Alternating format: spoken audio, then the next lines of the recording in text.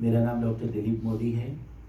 1983 यानी 41 वर्षों से झुंझुनू में शिक्षा के क्षेत्र में मैं लगातार कार्य कर रहा हूँ। वैसे मेरा जन्म, पढ़ाई लिखाई और प्रारंभिक जीवन मुंबई में ही बीता हुआ है। तो मैं वैसे मेरी आगे की बात में कहूँगा कि मैं एक ऐसा व्यक्ति हूँ जिसकी रिवर्स जर्नी हुई है। यानी नॉर्मली लोग छोटे कस्बे या छोटे गांव से बड़े शहर या बड़ी जगह जाते हैं। मैं जो इंडिया का सबसे बड़ा शहर महानगर है, वहाँ से पैदा होने के बाद, पढ़ाई लिखाई करने के बाद झुंझुनू जैसे छोटे से कस्बे में आया। और आज 41 वर्षों के बाद जब पीछे मुड़ के देखता हूँ तो मुझे लगता है कि मैंने बहुत सही निर्णय लिया था और मैं बहुत खुश हूँ अपने परिवार के साथ, और जो कुछ भी मेरे से संभव था ईश्वर की कृपा से वो हम कर पाए। अब आज के इस आयोजन के बारे में मुझे कहा गया है कि मैं इसकी भूमिका और इसके बारे में बताऊं ताकि हम इस पर परिचर्चा शुरू कर सकें। तो पहले तो ये क्या विषय है और इसको क्यों कंसीव किया गया, इसके पीछे मकसद क्या है, क्या भावनाएं हैं, मैं थोड़ा सा इसके बारे में आपको बता दूं और फिर हम लोग आप सबके विचार जानना चाहेंगे। पहले तो हमारे प्रिंसिपल रवि जी सर ने कहा कि ये उद्योग के बारे में है, तो मैं थोड़ा सा करेक्शन करूं कि ये सिर्फ उद्योग के बारे में नहीं है। उद्योग के साथ साथ किसी भी प्रकार का व्यवसाय, बिजनेस, प्रोफेशन हर तरह के लिए है। यानी काम काज, व्यवसाय, चाहे वो उद्योग हो, चाहे बिजनेस हो, चाहे वो प्रोफेशन हो, सेल्फ एम्प्लॉयमेंट हो या कोई जॉब हो, सब चीज़ें कवर होती है। ये हमारा जो आज का संवाद है, इसका विषय हमने ये किया हुआ है कि झुंझुनू की प्रगति कैसे हो, झुंझुनू कस्बे की, झुंझुनू शहर की प्रगति कैसे हो। अभी सौभाग्य से पिछले कुछ दिनों पहले कलकत्ता में झुंझुनू प्रगति संघ का एक समारोह था और उसमें झुंझुनू से हमें भी बुलाया गया था। पूरे राजस्थान में से जितने भी, पूरे देश में जहाँ जहाँ भी झुंझुनू प्रगति संघ बने हुए हैं, वहाँ से प्रतिनिधियों को बुलाया गया था। काफ़ी बड़ा, अच्छा, बहुत बड़ा भव्य समारोह था। तो वहाँ पर जब हमारी इसी तरह की एक मीटिंग भी हुई थी, क्लोज ग्रुप मीटिंग, तब क्लोज ग्रुप मीटिंग में जिस तरह की बात हुई, मुझे भी बोलने का मौका मिला। तो वहाँ से मुझे ये आइडिया क्लिक हुआ कि जो चीज़ यहाँ पे कलकत्ता में बैठे हुए लोग सोच रहे हैं या मुंबई में बैठे हुए लोग जो सोचते हैं झुंझुनू के बारे में, झुंझुनू प्रगति की बात कलकत्ता वाले सोच रहे हैं, झुंझुनू की प्रगति की बात मुंबई वाले सोचते हैं, हैदराबाद वाले सोचते हैं, अहमदाबाद, सूरत वाले सोचते हैं। तो क्यों न झुंझुनू के लोग भी झुंझुनू की प्रगति के बारे में विचार करें। आज जब मुझे बोलने का वहाँ अवसर मिला था, तो मैंने उन सबसे एक निवेदन किया था, जो मैं आदरणीय विनोद जी, दीनबंधु जी जालान, भाई जगदीश जी, ये जो बाहर से आए हुए हैं, उनका विशेष ध्यान आकर्षित करते हुए कहना चाहूँगा कि मैंने वहाँ पर बड़ी गंभीरता से एक बात कही थी कि आज भारत देश की जो स्थिति हो रही है पॉलिटिकली, डेमोग्राफी जिस तरह से चेंज हो रही है, जाति प्रथा और इस तरह की कई समस्याएं, विशेषकर कलकत्ता, बंगाल की अगर हम बात करें तो वहाँ पर जिस तरह का पॉलिटिकल सिनारियो है या डेमोग्राफी जिस तरह की हो गई है, तो मैंने उनसे निवेदन किया कि आप सब आज से 4 पीढ़ी पहले, कोई 3 पीढ़ी पहले, कोई 2 पीढ़ी पहले झुंझुनू छोड़ करके कलकत्ता आए थे। बहुत खुशी की बात है, आपने कलकत्ता जैसे शहर में बहुत कुछ विकास किया, उपलब्धियां हासिल की, आप इतने फले फूले सब कुछ किया। लेकिन आप 4 पीढ़ी पहले जिस झुंझुनू को छोड़ के आए थे, अब झुंझुनू वैसा नहीं है।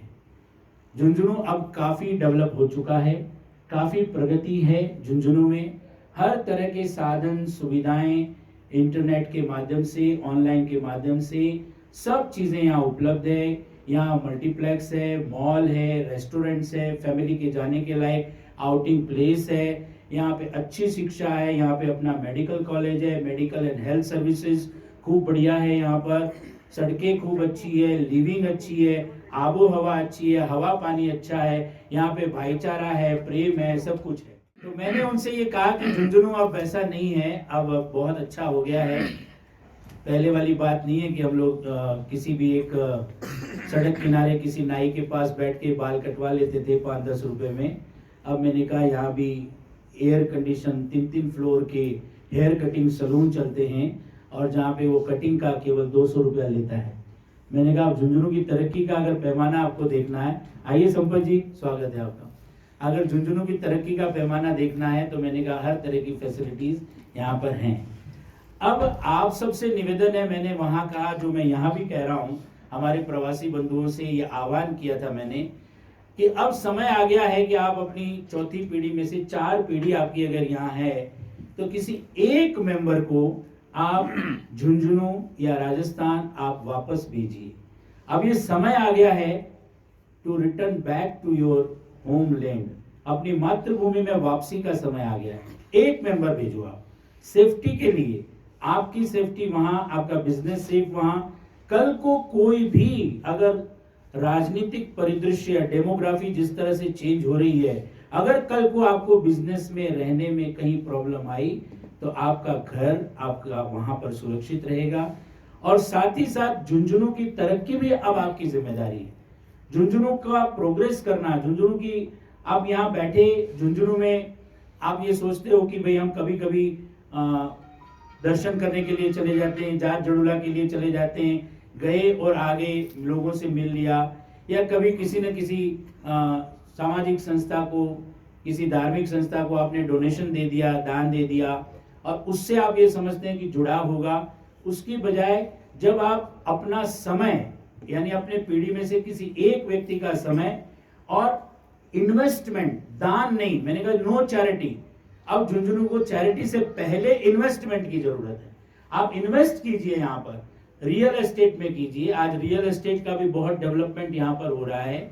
अपना खुद का मकान बनाइए, खुद का कोई कॉम्प्लेक्स बनाइए, व्यवसाय बनाइए, या और बहुत सारी चीजें हैं जो बड़े बड़े प्रोजेक्ट्स गवर्नमेंट के हैं। हमने आदरणीय आज हमारे चौबदार जी को बुलाया है जो जिला उद्योग के मैनेजर हैं, सीनियर मैनेजर, वो भी बताएंगे। और अभी मैंने उस वक्त भी वहां कहा कि राइजिंग राजस्थान, हमारे राजस्थान के मुख्यमंत्री की एक इनिशिएटिव है जो अभी चल रहा है। 9, 10, 11 दिसंबर को जयपुर में बहुत बड़ा समिट होने वाला है इन्वेस्टमेंट के लिए, और उन्होंने हर जिले के लिए मार्किंग की हुई है कि किस जिले में किस चीज का स्कोप है, किस चीज को प्रमोट किया जाना चाहिए और क्या चीज से तरक्की हो सकती है।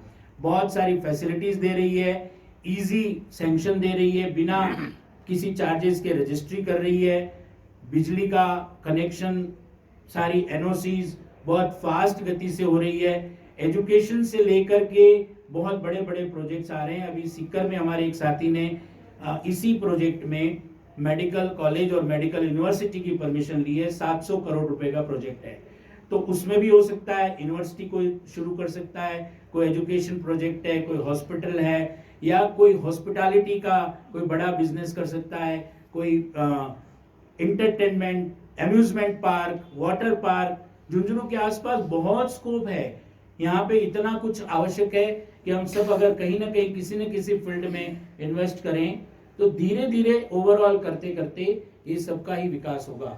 अगर झुंझुनू से अभी तक हो क्या रहा है, आई एम सॉरी टू से, झुंझुनू से पलायन हो रहा है।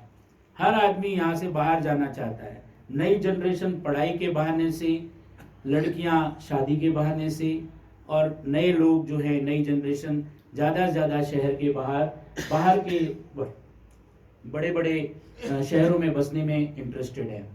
तो अगर इसी तरह से रहा तो फिर झुंझुनू की तरक्की करेगा कौन। और हम लोगों ने ये महसूस किया कि झुंझुनू के लोगों का अपना जो सोच है, सबसे पहले तो मैं क्षमा के साथ ये कहूंगा कि हमें अपनी सोच को बदलना होगा।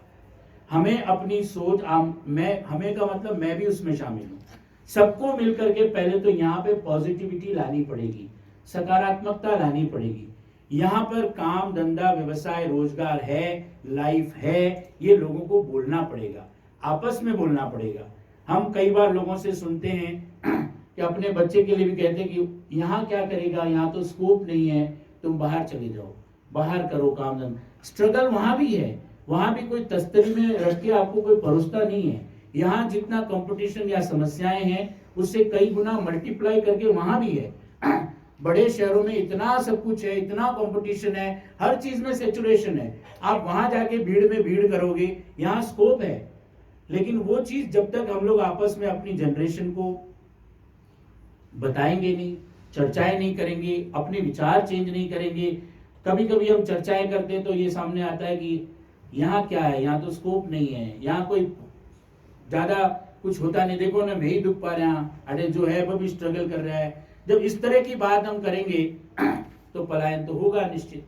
अब हमें उल्टा पलायन करवाना है और उसके लिए मैंने वहाँ कहा कि ये संभव है।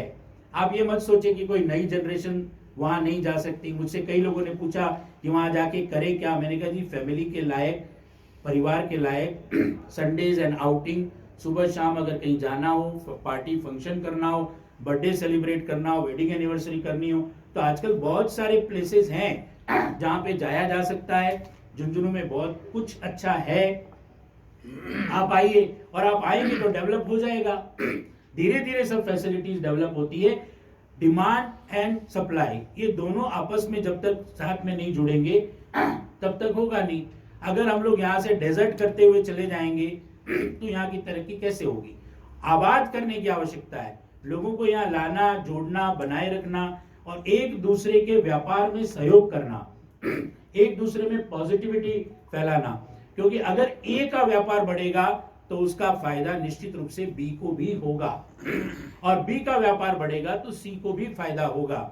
मैं तो स्कूल की बात करता हूं, अगर यहाँ पे जनसंख्या अच्छी होगी, लोगों के पास अच्छा पैसा आएगा, लोगों की जेब में खर्च करने को पैसा होगा, तो अच्छी स्कूल में जहाँ अच्छी फीस है वहां जाके एडमिशन कराएगा, पैसा यहाँ का यही रोटेट होगा।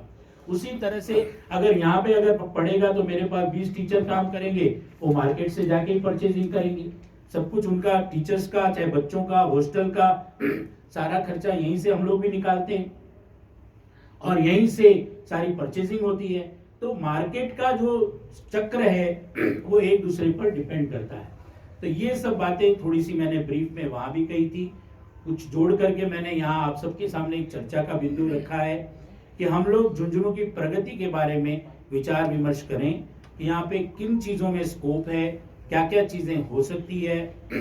सरकार की तरफ से जो अभी राज्य सरकार राइजिंग राजस्थान कर रही है, उस स्कीम में क्या हमें बेनिफिट मिल सकता है, और बाकी उद्योग धंधे व्यवसाय इनमें क्या क्या संभावनाएं हैं, हम मिलजुल के करें।